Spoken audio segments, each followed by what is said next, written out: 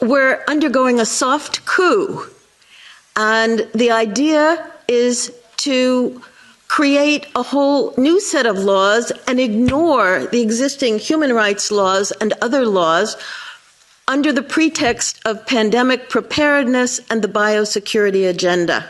The WHO is developing through all its nations, but with the WHO Directorate in the United States in charge, a pandemic treaty and amendments to the existing international health regulations that will remove the human rights protections currently embedded in the IHRs, will enforce surveillance, censorship, get rid of freedom of speech, require governments to censor and only push a single narrative.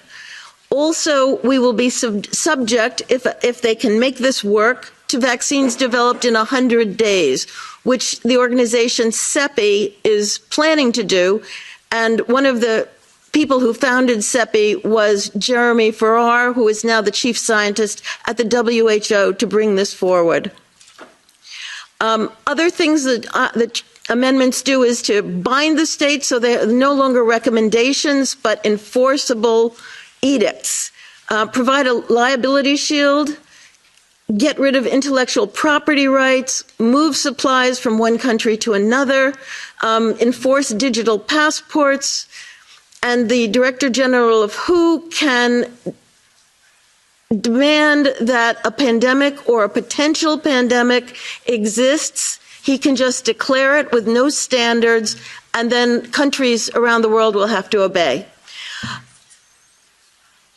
Also, the WHO will tell you what drugs you can and can't use in your nation once a pandemic is declared. Obviously, the budget will increase. One Health is another part of this. One Health is a concept that was created to enable the WHO, with these documents, to take over jurisdiction of everything in the world by saying that climate change, animals, plants, water systems, ecosystems are all central to health.